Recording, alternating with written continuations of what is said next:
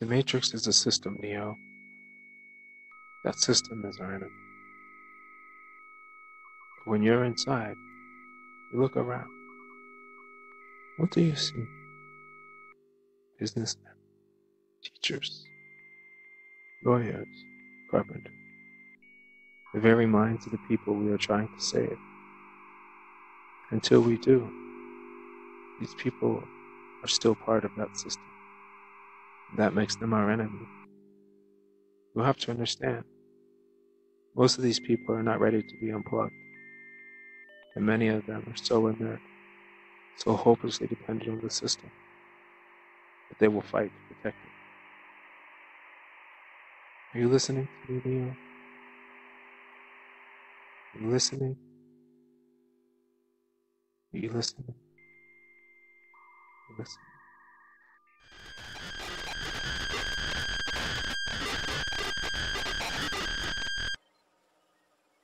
Personally, I'm a bit obsessive about the pursuit of not being wrong, which is very different than the pursuit of truth. I find that reality is unknowable, and each individual has their own truth. My work is about the bigger societal picture of what builds a safe and free community. I discovered that understanding policing was really about understanding crime, and understanding crime was really about understanding human behavior. From this path, I have made claims that I wish to be held to the strongest levels of debate and scrutiny. Anyone willing to publicly debate anything I have stated, please reach out and do it. There is no need to write cowardly articles or play gossip girls on social media. I'm right here. Anything about policing, gun control, violence, crime, race, mass organizations, media, and such, email info@imembermedia.com. And someone will respond to arrange a discussion to be posted right here on the Nuance podcast and video broadcast. Here are some of the arguments I make that supposedly have many willing to debate but never seem to show up.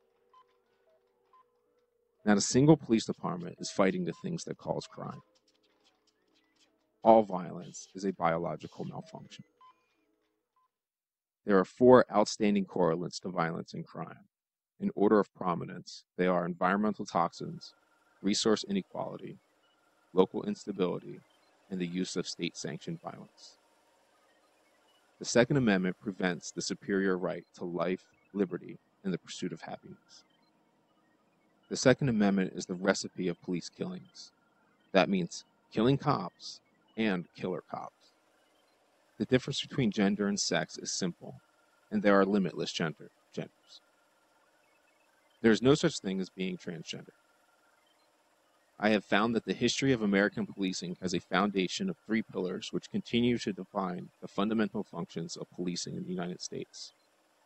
They are the first and primary pillar of American policing, the creation and maintenance of oppressed classes, from which resources are extracted to institute continued oppression. Second is the valuing of superior class property over the lives of oppressed classes. And third, the continued genocide of the indigenous nations of North America. All media pundits are phony intellectuals and will only debate the ignorant or other media pundits who are in on the game. It is impossible for the current structures to fix policing to serving the people. The police must be restructured to take orders from the community, not institutional power systems. There is no free will. And I'm sure there are plenty more if you choose to look. So if any of these or any of those strike you or are something you want to argue, then do not just sit there. If you think your favorite pundit will destroy me in a debate, then do not tell me. I don't give a damn. Petition them to further the discussion. I will always be respectful. I will not insult, but I will do the most offensive thing that you can do to another person. I will treat you like an equal. Email info@imembermedia.com or go to the website imembermedia.com. Reach out. Welcome to part 3 of the Environmentalist versus Humanist debate between the host of Last Born in the Wilderness podcast, Patrick Farnsworth, and some low-class dude from Balmer, hon. In the previous two parts of the episode, I went over some details about this discussion that I hope you go back and listen to before listening to this. I'm unsure how you start on part 3, but I assume it is possible. In this episode, we attempt to narrow down what is natural. We try to focus on the topic question of what is natural, and in the process end up hitting on lead, antibiotics, Zika, malaria, killing mosquitoes, how you can survive without killing, factory farming, evolution, Darwin, and the most fit to survive, and a bunch of other things, uh, especially groupthink and subjective terms. We've discussed a lot about how these debates go, and they're a little weird.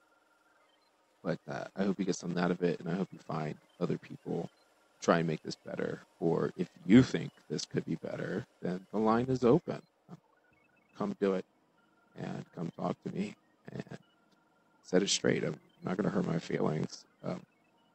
I do this for the audience, not for myself.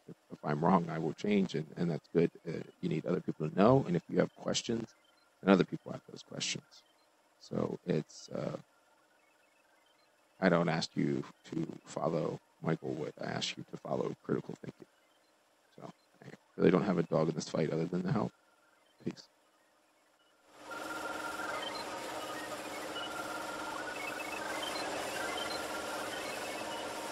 Nuance. Noun. A subtle difference in or shade of meaning. Expression. Or sound. Nuance. Noun. A subtle difference Nuance. in or shade of meaning. Noun. Expression. A subtle difference in or shade of meaning. Noun. Expression. A or subtle sound. difference in or shade of meaning, Noun. expression, or sound. Noun. A subtle difference in or shade of meaning, expression, or sound.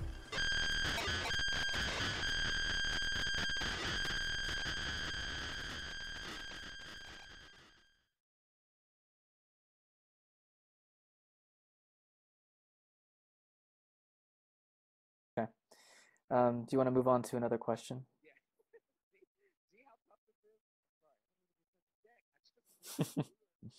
Well, I don't. Yeah, I don't. Opinion. I respect your opinion, and I think, like, if you're saying if we have a choice between do we protect these people and do we not, then the choice is yeah, of course. Mm-hmm. But to have a principled position, it has to be where you end it, like where you will end up at its logical conclusion. Mm-hmm. Okay. If that makes sense. All right. Yeah. So, third question: humanist versus environmentalist. What is your view of human nature in relation to the natural world? Which obviously we've. Oh no, that's what you were going to ask me. My bad. Yeah, that's okay. Okay. So now we're moving on to your argument. Or your chance to define my issue about what is natural, because I have a huge issue with the use of the terms that we have that just used in our society when it comes to the term natural. My argument is that there's absolutely nothing that's not natural. Yeah, and I would actually agree with you, of course. Anything, there's this argument that human beings, that what we do is, or what we create, like plastics or nuclear power or something, that's not a natural thing. And I get the sentiment, I get where it's coming from, because obviously, people dying from radiation as a result of a nuclear fallout or something. I mean, that's probably a pretty recent phenomenon. I don't know of any other previous cultures that were using nuclear sure? energy. I mean, I could be wrong. I mean, who knows? We don't know that much about our past, obviously. That would be some crazy finds. Yeah, it would be crazy. Yeah. But again, I would just say that, yeah, what we human beings do is technically natural. I mean, anything that is born and is bred and evolved on this planet is natural. Anything is natural that is from, I would say, Mother Earth, basically. But again, I think when we use those terms, they're loaded with a lot of implied meanings. So when we say, for instance, are genetically modified organisms, GMOs, natural, I know what people mean when they say that. Maybe it's not a useful word to even use to describe something like that. But I do think, yes, what's natural, pretty much anything that exists is natural. Human behavior is natural. What we're doing right now to the planet, to other living beings, is natural. I guess then the question is, what is good? I guess if that can even be ascertained. Yeah. Okay, so if lead is natural, it is my argument that lead is the number one causation for violent crime, and what we need to do more than anything to make a better society at this current moment, or a safer society at least, is to get the lead out of our environment. Now, Mother Nature put that lead there. So who are we to change that process? Well, I mean, human beings have been using lead to make things. So if there are pipes that water is used to move around, right? We have lead pipes and that creates, contamination in the water, then, obviously the lead that was in the ground or however lead was processed and used, whatever that process is, again, it's natural for human beings to want to modify their environments and manipulate them, obviously. But again, I don't think it's unnatural for lead to exist. It's just again the way in which human beings use these materials can be detrimental to the health of human beings, and that needs to be addressed. Yeah. Have you ever taken antibiotic? I think once maybe I had a vaccines. I think I have some vaccines. Yeah. Have you ever had the flu? Yes. Okay. Who are you to kill those animals in an unnatural way? What animals? The viruses. Oh, the viruses. Bacteria. Well, I don't know. I mean, obviously, if they're going to impact my life and the lives of maybe my family or something, I would probably want something that would cure them of that. Yeah. But how is that different than you taking a resource that snakes don't get to have? I don't know. I would say that a virus often comes out of particular conditions, right? We ask, where diseases come from, where viruses come from. There's a place that they tend to thrive, and there's certain conditions that they tend to thrive and proliferate from. And I guess you're comparing that to why we can't or shouldn't use certain materials. I don't know. Again, we're taking an antibiotic to kill another species by choice. Sure. Yeah, that's fine. I don't see what that's a problem. Yeah, it's so you can survive. I mean, that's sounding an awful lot like a humanist to me. Yeah, so, no, I want no. But why do you get to make that decision, and somebody else doesn't get to make the same decision? I don't understand. I think people, if they want to use antibiotics and have access to life-saving medicines, then absolutely go for it. I mean, I don't know why that would be a problem. Why do you get to kill those species? So, for instance, so if there's mosquitoes or Africanized honeybees, sure, would you so the mosquitoes are bringing in malaria? So should the mosquitoes be poisoned? Well, we'd have to really analyze the ways in which, for instance, there's Zika, right? That virus, I guess, from South or Central America. I can't remember exactly where the origins of that is, but there was some fear that mosquitoes containing the Zika virus were getting into the continental United States. The question is, well, how do we deal with that? Well, we can, do pesticides to attack mosquitoes, and then various ecologists, again, people who study maybe insects and things like that, are asking these questions. Well, we need to examine the conditions in which these things first arrived. I mean, how did the Zika virus come into existence? I can't answer that question. But malaria has been killing more human beings since day one. We don't need to worry about how malaria came in. So let's focus on something that's real. So malaria has killed more people than anyone in the history of anything, which means the mosquitoes have killed more people than any other animal that has ever existed. So is it morally wrong for us to wipe out mosquitoes that are killing us more than any other species? It might be. I don't know. I mean, it depends again. I mean, I think mosquitoes... Have you killed a mosquito? Yeah. And I would say that... I don't understand why you think it's okay to kill that mosquito, but it's not okay to kill a deer. It can't get across the thing. Who gives a shit?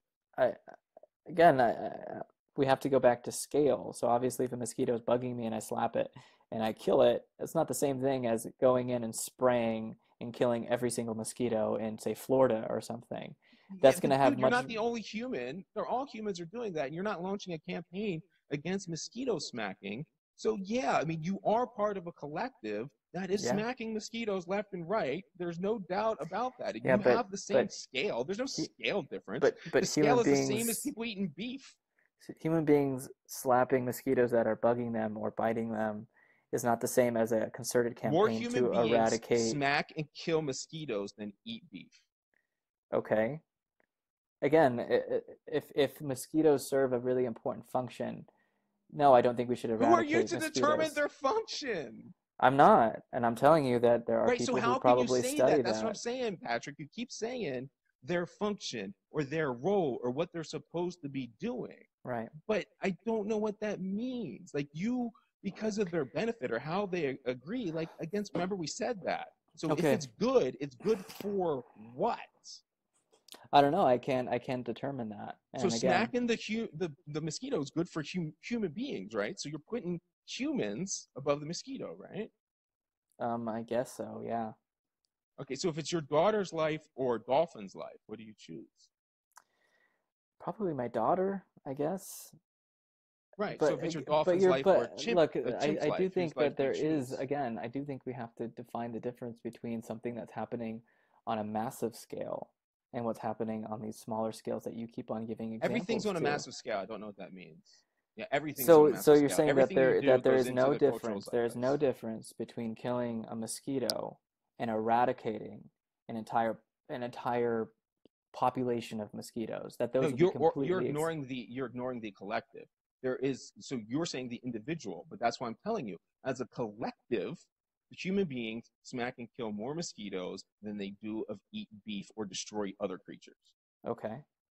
And so you're ignoring the collective. You're acting like it's not, like there's these individual evils that are going out there and destroying the whole rainforest. Collective societies are doing this. If it's us, if it's America doing it, America as a society has decided to do that. Okay. I'm not sure what the point is, though. I mean, I'm not sure what point you're trying to get me to come to exactly with this. Because you're saying that human beings I'm elevating them above other living beings. But it's all the same scale. Everything contributes into the big worldwide collective. That's why it matters. I mean, otherwise you would say, what does it matter if Jim goes down the street throwing all of his pollution on his trash on the side of the road? How does that compare to dumping trash in Brazil? Well, I mean, yeah, they both end up doing the same thing. Right. Yeah, I see that point, but again,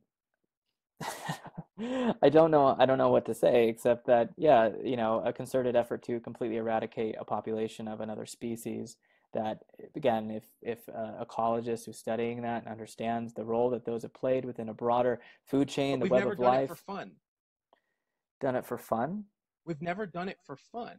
We have done it to survive. Right. There's nothing more natural than survival of the fittest. But okay, let's so malaria is an example, but let's say that there's other examples, right? So if let's say that you have a human settlement somewhere and there's some predator that's killing these human beings and picking them off, and then they send in hunters and they're like, we're going to kill like lions or something, right? Okay, so I get that impulse, right? But again, you have to That's what African tribes do right now. The ones you're saying are more peaceful, those Native Americans and African tribes and stuff, that's exactly what they would do. I don't know if they would. They do it today. I don't know. They do it today. You can pull it up and look it up. Okay, but again, we have to think of like how has historical trends impacted the ways in which human beings interact with their environments? I mean, how we have always destroyed everything that has tried to come against us, because that's what all species do. Right. I would only say up to a point, and I wouldn't say that's universal for every. Find me an exception. One. I only ask you for one plant or one animal that doesn't feed off of or rely on the death of another. I mean, this is simple. Yeah, we can rely on the deaths of other beings, but again, choosing, okay, so if you have a group of human beings, they're like, oh, we can eat this animal. Some human beings would go and basically hunt those species into extinction.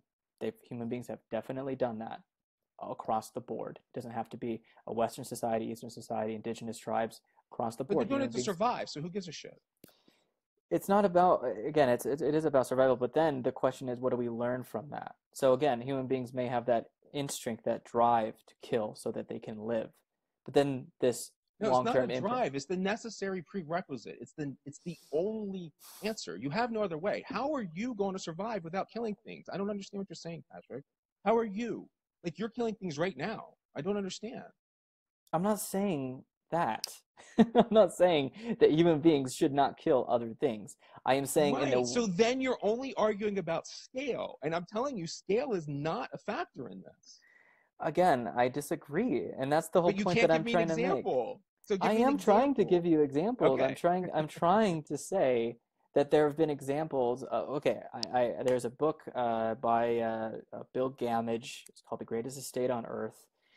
He is somebody who studied Aboriginal populations in Australia.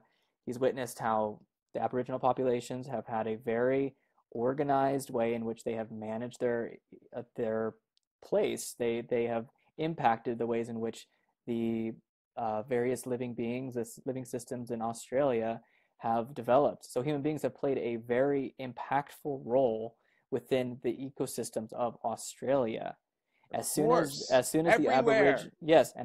the Aboriginal populations were driven out, or basically almost completely eradicated, and their influence over the land was practically gone, we've been seeing massive wildfires, droughts. Things have changed in Australia in a very massive way. So it shows that human beings do have a very big impact on their environments. I'm not saying that human beings shouldn't, because that obviously seems to be something we're very good at. But the question is how and in which do we do that? What is our ultimate aim in doing that? Certain cultures have value systems which preclude them towards respecting certain forms of life. You're not giving me any aim other than humanity. What you're saying is not your philosophical position. This is what I'm trying to bring you down to something way more basic than what you're talking about. You keep getting out there in these broad concepts, but I'm trying to ask you why it is different. You're not separating. So if you're going to argue about how we should treat a species, well, that's just a moral argument about. So we already let me have ask you laws. this: do you see that there is no difference between the way in which we conduct, say, growth of food, say, so agriculture? So the way in which we grow food right now on this planet within the dominant economic system that we have, right? Monoculture agricultural system. Okay. You're saying that there's a fundamentally no difference in how we get food in that way versus, say, a civilization like the Aboriginals who have been living off the land, who have been maybe growing their own food in their own fashion for thousands of years and have had major changes but haven't been to their detriment. Did you see what I'm saying? There is a difference in how people can choose to live. Their way is inferior to human survival and proliferation. Their way is inferior? Without question. Well, what is your definition of what is superior and inferior?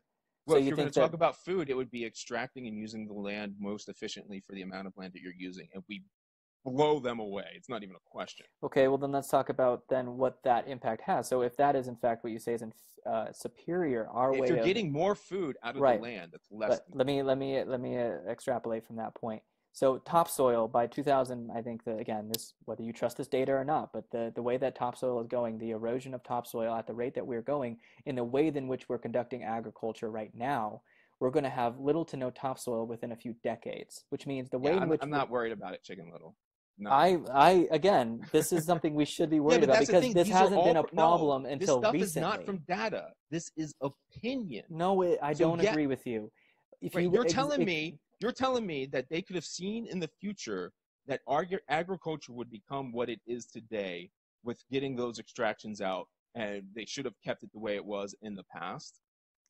No, I'm saying that there was a... we'll have another scientific revolution. Who gives a shit about topsoil? We'll find something else. No, we won't. And this is what I'm saying. But that's the thing. We have like the person that's saying Jesus is coming. Okay, you're saying that this technology that we've developed is going to continue to make it possible for us to survive into the future. That is what the entire history of humanity shows us. Be clear. The entire history of every bit of data that we have says that we will do that. Yes, every single bit. So when civilizations collapse, why does that happen?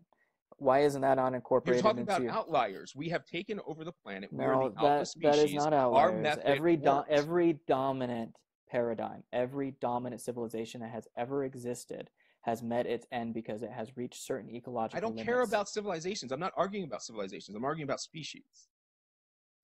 Okay, well, human beings, again, we produce these things. No, that doesn't matter. Yeah, Human it does matter, though. Hold on. Human beings have continually improved and grown stronger over time. Our technology has always saved us. So you're saying, you're framing this like what I'm saying is crazy, that technology will save us. But literally every single time, thousands, hundreds of thousands of years, technology has saved us. I don't think so. Dude, we're here. We're the alpha species. You literally, this is like saying the earth is flat. We are the alpha. Do you object? Yeah, we are the dominant species on the planet. Okay, so our system is obviously working. For the time being, yes. Right, but it's always and it's only working worked. for certain people, by the way. It's not working for everybody. No, it's not always worked for certain people. Human quality overall, the overall metric has gone up continually around the world. This is now the safest time worldwide in history. There's less people dying now of starvation than ever in history. Less people dying of disease than ever in history. And again, that depends on what data you're looking at within Western civilization. No, this is not, there's no data. What do you mean? What other data could there possibly be? Well, again, there's arguments about whether or not the data that you're referencing, and I often critique Steven Pinker's work on this, his idea that, civilization has made us more prosperous, more peaceful, less violent than we've ever been in human history. And I'm not going to do this thing where I'm probably going to do this thing where where would a more peaceful time be? Can you just tell me? I don't understand why the example has to be so elusive. I don't know. I mean, we could look at various cultures and societies that have existed throughout human history. No, just find one. Just give me one, Patrick. One. I don't know. Let's see. But shouldn't you, if you have an opinion, how the hell do you not have one? I don't know. I guess I just feel, not feel, but I've talked with other people who have done comparisons between different cultures that have analyzed those things and have recognized that there are fundamental differences in how those societies are operating. I'm not saying there's not differences. All right. In the way and the quality of life is impacted by that. Fundamental differences. If your society is not structured to continually improve itself and continually dominate, it will die. No, I don't think so. I don't think that it has to be about You're domination. Going against it doesn't Darwin. This doesn't make any sense to me. Are you against Darwin? No, I'm not against Darwin, but I do think that there are ideological currents that run through many scientific explorations into evolution. This whole idea of the survival of the fittest actually came not from Darwin, but from it's not survival of the fittest. It's most fit to survive. Right, exactly. And I would say that Darwin most definitely attributed a lot of human survival to cooperation. So our ability to cooperate not only with ourselves, but with other living beings as well. It's my argument that cooperation is our number one trait. But you're saying that it doesn't matter whether other beings are violated. Their ability to survive is violated by our. No, I'm not saying it doesn't matter. I'm saying there's no difference. They'll do the same thing to us.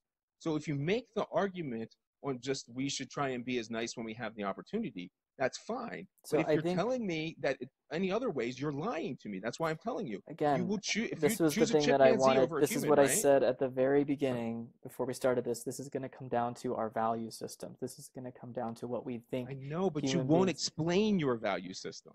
I basically feel like I have. I feel like I've done a very good job of articulating. You haven't given me any reason why any species should be treated any differently than another one. You literally have not given me a single reason.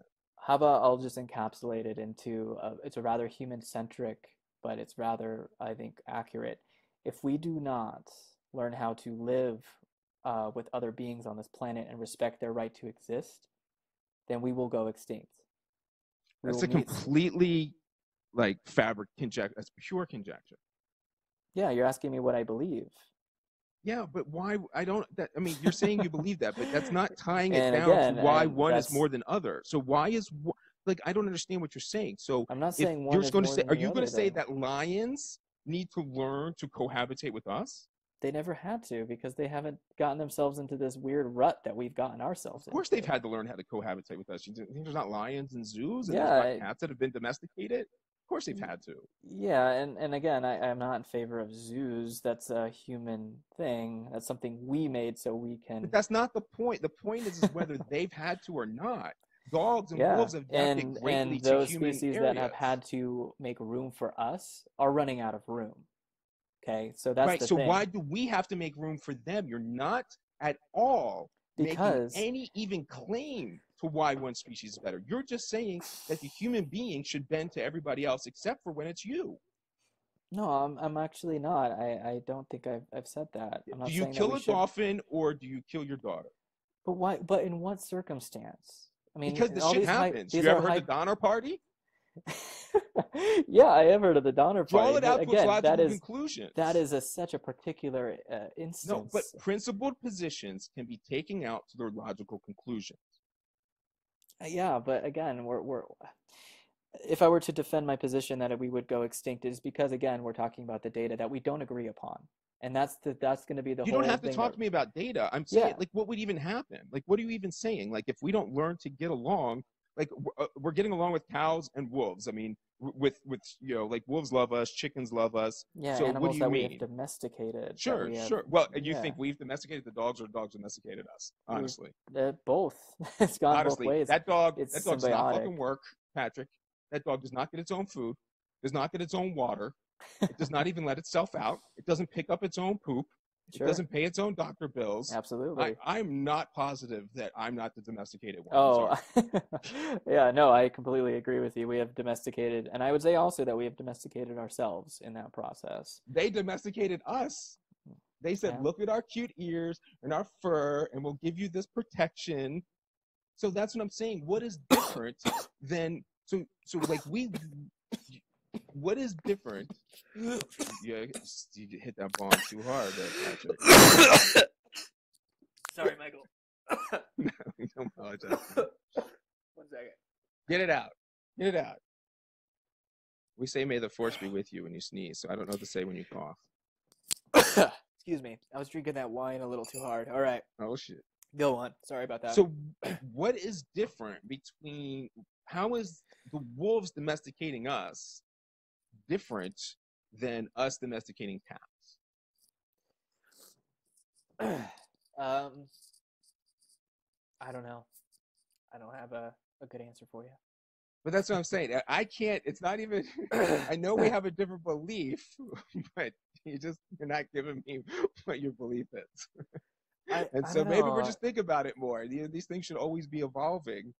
Yeah, no, I mean, I don't know how to answer that question. I mean, I feel like my beliefs are pretty obvious, that by human beings not fitting themselves properly within a ecological system and not understanding the proper properly is rules. Another subjective term. I'm going to yeah, of course. And again, I don't know what how does to properly mean. You have to define it before properly you use it. Okay, let's see. So if we were to say, obviously we need to eat life in order to live. So if we were to say hunt in a way, for instance, if we were some nomadic tribe or something, we would recognize, okay, the way to, quote, properly live within this space is to not to completely eradicate this population of deer or antelope or whatever that we rely upon to live. Even though we may have the desire to take as much as we want so that we can save that meat and we can do whatever, we recognize by observing our environment, by observing what happens when we obliterate populations, that it impacts us in a detrimental way. Does that ever happen? I don't know. I mean, human beings have made certain species go extinct, and... But you said necessary species to our survival that would harm us in the end. When does that ever happen? I can't cite a specific example for you right now. Is there, like, can you come up with, like, a conceptual example? Like, I mean, what could you possibly kill that would matter? So if you were to say eradicate, say, the wolf population in some part of the United States, right, which human beings have done or have gotten close to doing, they've seen the ecological impacts of doing that, right? No. That's the ecological impacts. Sorry, that's the ecological impacts on, like, the current stasis of the environment. I'm asking you what have we done to affect us? To affect us?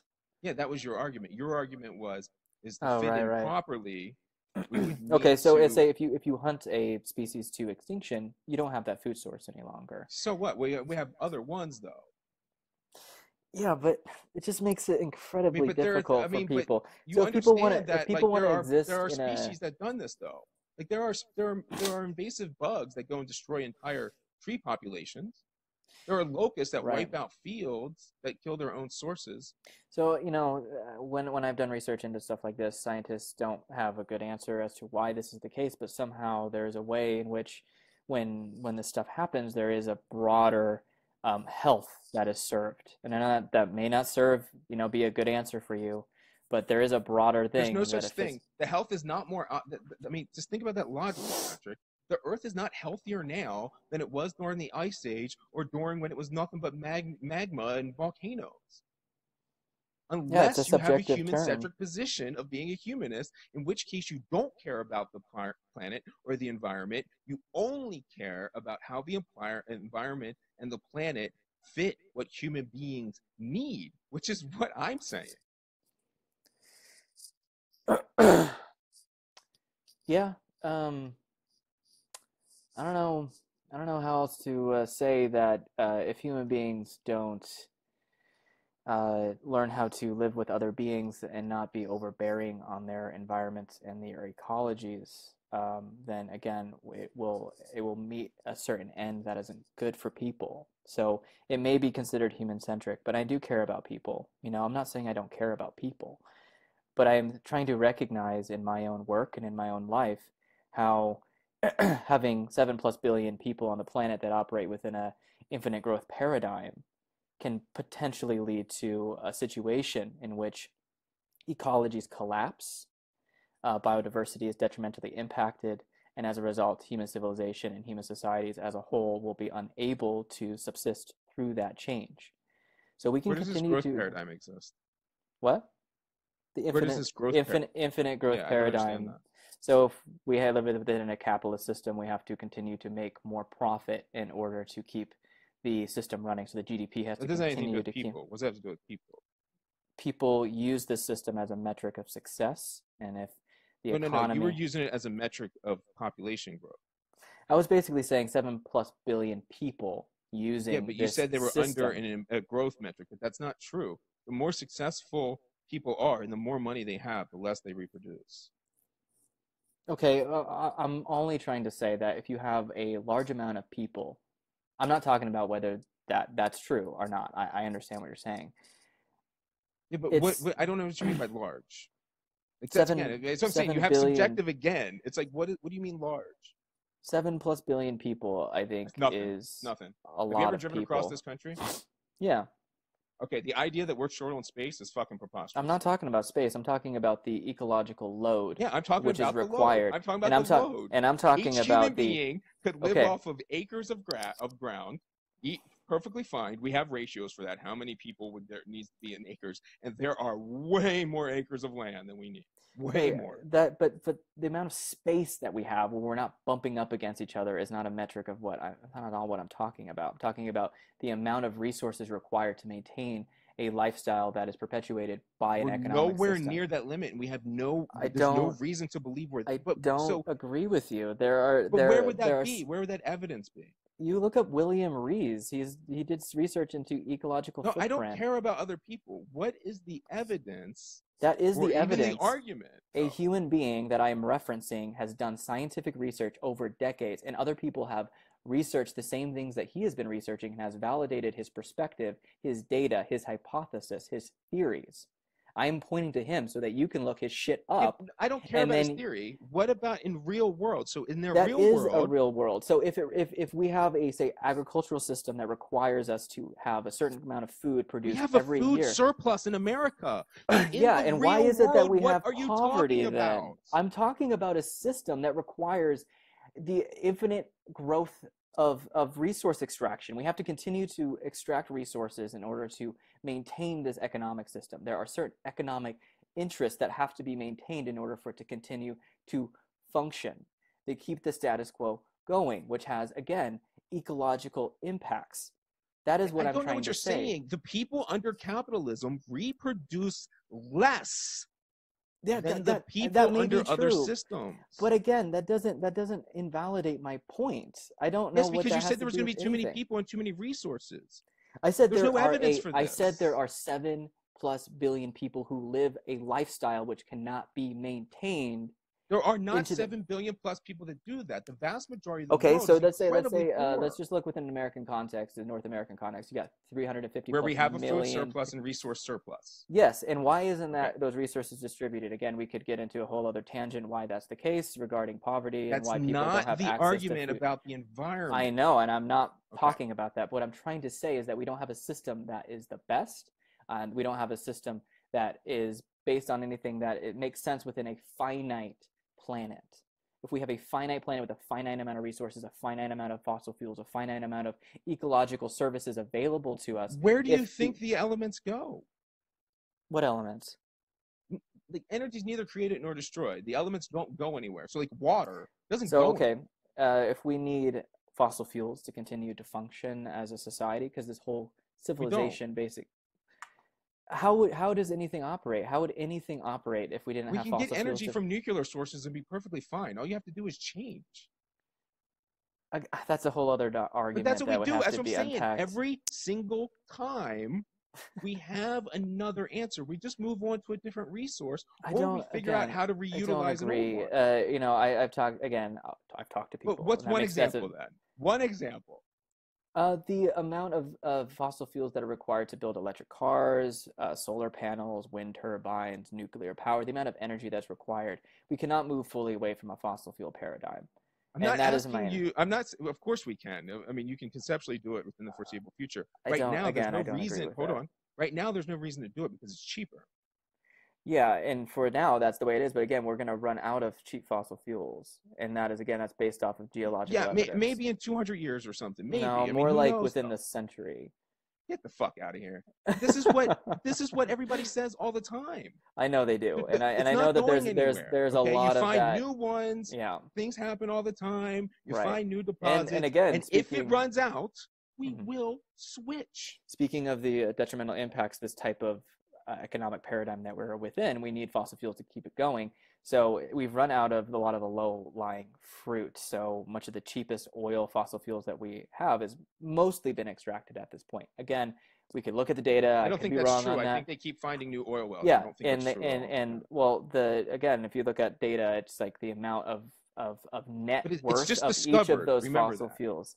Right. It's discovered. Yeah. And so you have, say, like the tar sands up in Alberta, Canada, which requires massive strip mining, massive deforestation in order to extract bitumen, which is not a cheap oil source. The net energy that is required to process bitumen into something that is usable is much it's nothing compared to what was like, say, 100 years ago when fossil fuels are being extracted in Texas or something like that, right? And the same goes for fracking and goes for all these other fossil fuel extraction methods that are alternatives, and they're going to continue to milk that motherfucking cow dry, but they're going to run out of that. The cheap, low-lying fossil fuel sources are practically drying up, and that is my point, is that if we continue to operate within a paradigm that does not account for that does not factor that within its logic, we're going to meet certain ends, and that's what I'm saying.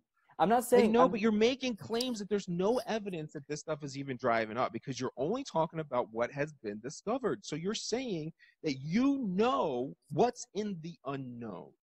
And this is what climate and environmentalists are constantly doing.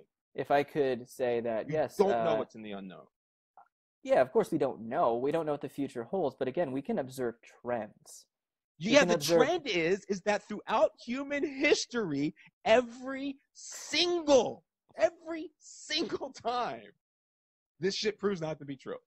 We get more oil, the planet doesn't go crazy, the levels don't rise, you don't have the crazy thing, the planet doesn't freeze, you don't have this. Like but the thing is we can't adequately compare. I mean, we can to some degree, but we cannot adequately compare the moment that we are in to previous moments that human beings have existed in during states of crisis. So then you shouldn't be making conclusions.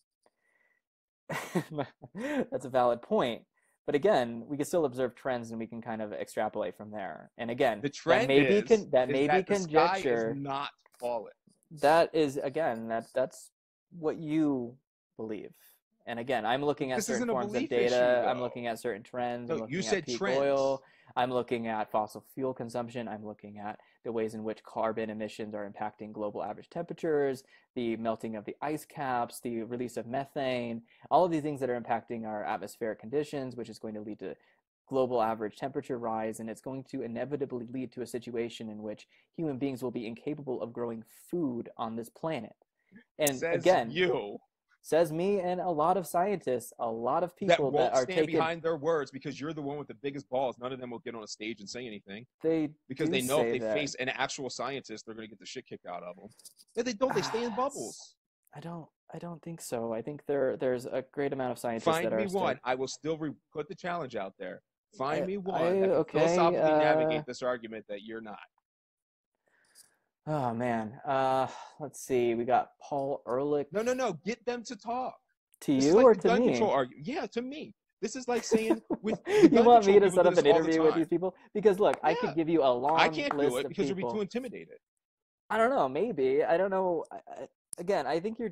I don't know, man. That is not my role. If you want to I talk do to them, not understand a scientist that will not put their ideas up for debate and show their evidence. I have no respect for that. And I've been digging through the literature of climate change, and I don't see a single scientist worth any respect.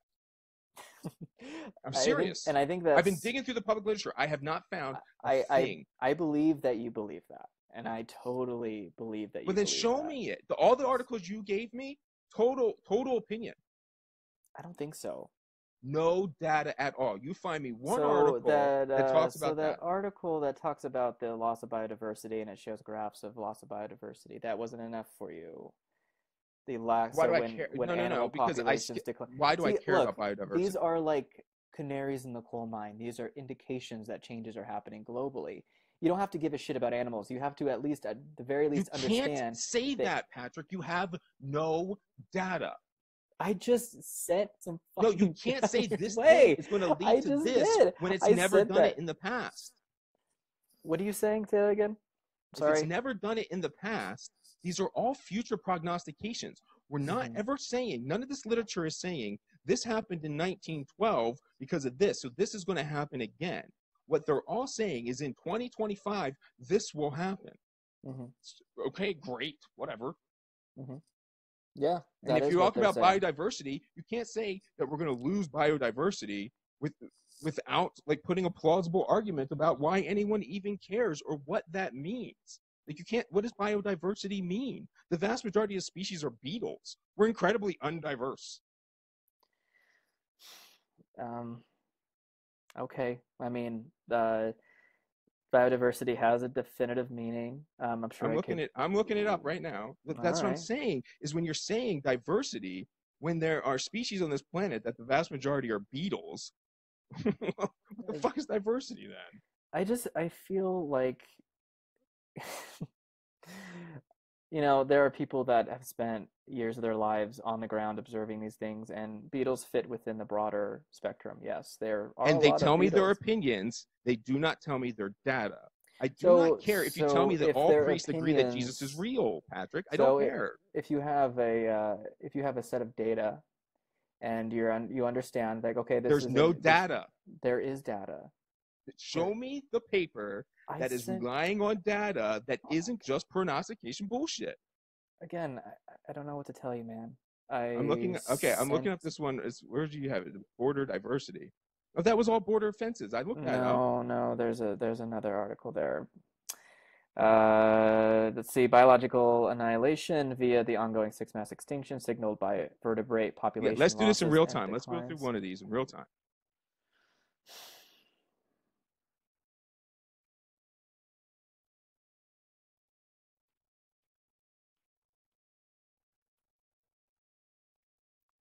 Let's go to that. Antarctic ice loss has tripled over the past decade, so you can see the bullshit that they try to use.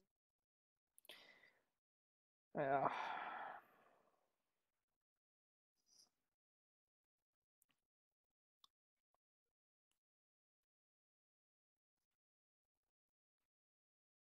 Which one are you looking at? Oh, there was a Smithsonian one or something, I think it was. Now this one is the one I'm looking at is PNAS. It's the Proceedings of the National Academy of Sciences of the United States of America. The title of the article is Biological Annihilation via the Ongoing Sixth Mass Extinction Signaled by Vertebrate Population Losses and Declines. Okay.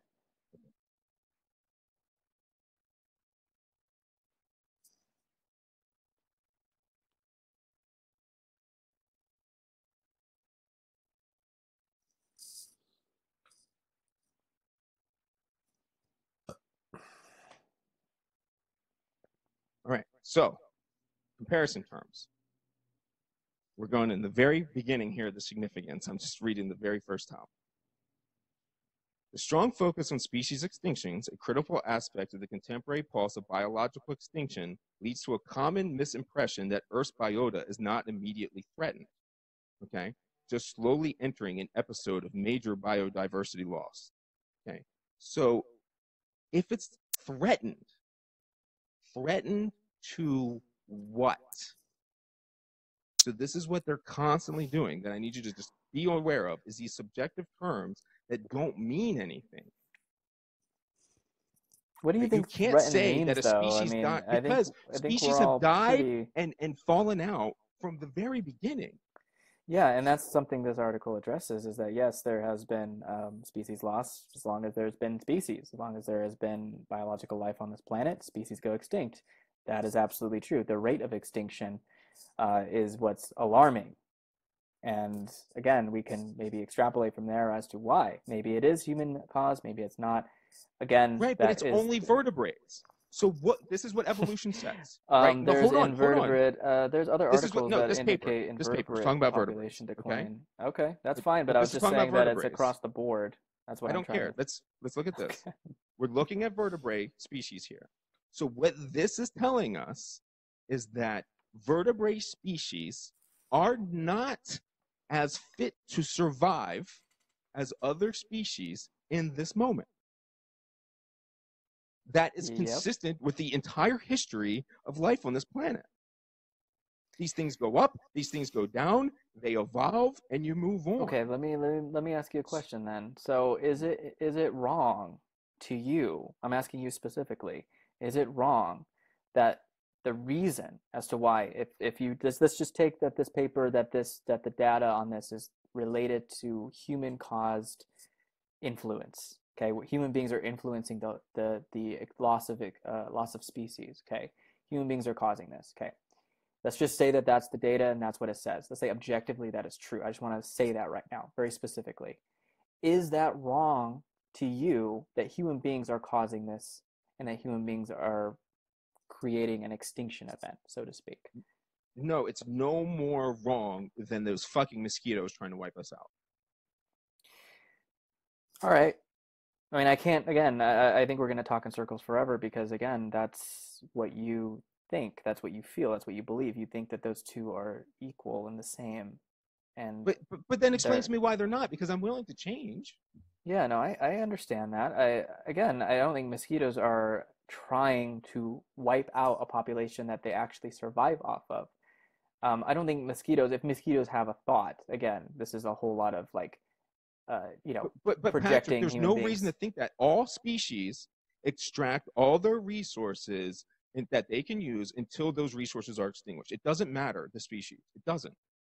Yeah, they do. But again, they don't do it until the point of them completely being eradicated. Yes, they do. Yeah, they have. And the ones that algae does it every single time. What? Algae does it every single time. It eats its source of food in the water until that food source is gone, and they die and they disappear for forever. Locusts come up out of their thing, they wipe out their entire environment, and if they reproduce, it's great. If they don't, oh well, they die. Okay, so in the case of, say, locusts, I mean, locusts are responding to environmental stimulus. So if a locust, basically what a locust is a grasshopper who is existing in a drought situation. So they're doing that. We have locusts that come every 7 years when I grew up, and they just wiped out. So maybe that's some certain ones, but the species that sit there and come up every 7 years and then every 4 years, there's two different species on the East Coast. I mean, I grew up with them ripping up gardens and destroying their entire environments. This isn't like a Okay. crazy thing, like from just Egypt And shit. algae populations are a result of environmental factors as well. That's not So true. there's They a existed beforehand. I'm trying to tell you no, that you need to I stop looking understand at that, but America there's as but I'm trying history, to as tell it's you just this there's an little thing. interplay between these forces, and that's what I'm trying to tell I'm you. not Is like, saying there's not an interplay. I am yeah, telling yeah, you yeah, and why does and it I get matter? that. You're saying that species don't. You're saying that natural species, kind of what you're saying, that they don't wipe out their resources to their point of extinction. Yes, they do. Like every single, like a dog will eat the meat until it's gone and die. It doesn't fucking ration it. Yeah, and there are certain mechanisms within ecosystems to stem that. So if you have, say, No, there's not. yeah, there are. If you have a population of rabbits that are growing to the point of population where they're overbearing on their environment, diseases tend to wipe them out, and then they come back to where they were previous to that. Maybe And that's the same with diseases. people. So this is the same thing. If people are doing this, we're going to meet that end. That's the same thing. Are those bugs wrong for doing that and regulating us? No, that's what I'm saying. This is nature. Yeah, exactly. And right. So those invertebrates, by the way, this great invertebrate loss is 100 species over 200 years, 2 species per year. Yeah, and then it goes on from there to talk about how that's increased. Yeah, but I'm just not. I mean, like, I will sacrifice 2 species every year for humanity to proliferate and remain on top of the alpha. Yeah, I will sacrifice 1,000 and again, species. my point is, how long can we maintain that rate of extinction before No, it you're detrimentally... acting like new species don't get created every day. See, yeah, they don't, but they don't. Thing but too. again, but the rate of change that is happening regarding species extinction is much more rapid than species coming into existence and adapting to their new environments. Right now. Right now? In this momentary window that is statistically irrelevant. Right? Okay. So if you watch trend lines, for example, the temperature trend line has gone up and down, up and down, up and down, up and down, up and down, up and down for the last 1,000 years, whatever that they have data for. There's only one location where they have that much data. I looked it up. So they have that 1,000 thing where the temperature goes up and down, and then when it goes up, all of our models that say everything's going to get bad are based off of this tiny little uptick, and that uptick has happened every freaking 10 years for forever. So you can't base your models off of these windows. That's why these exact same scientists were wrong about everything 30 years ago. They were wrong about everything 20 years ago. And now their models are pushed out to 2050, so you're forget by them. But I went to the 1990 records and looked at all the things they predicted were going to happen by 2020, and none of them came true. None. Okay. So I have no reason to believe any of this. Okay. Like that I don't know how I trend lines say we're just going into the normal ebb and flow of things. And if it is the case that humans consume more than other species, yeah, I mean, okay, so what?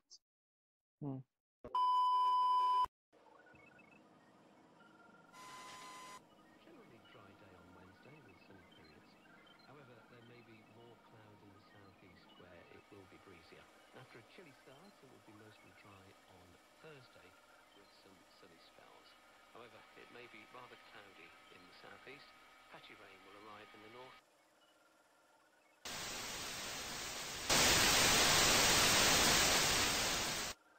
These discussions are a deeply personal thing for many of us. There is no media support for science and the pursuit of knowledge. Throughout history, power desires a non-critical populace. I'm not begging for money, but I am pleading that you discuss these issues with the people around you and encourage them to share and subscribe. I'm viewing this work as an attempt to collect information from when people are ready to consume it. That makes this a team effort in the end. The more people that participate, the better discussions we get and the better our outcomes become. I will do my part. You?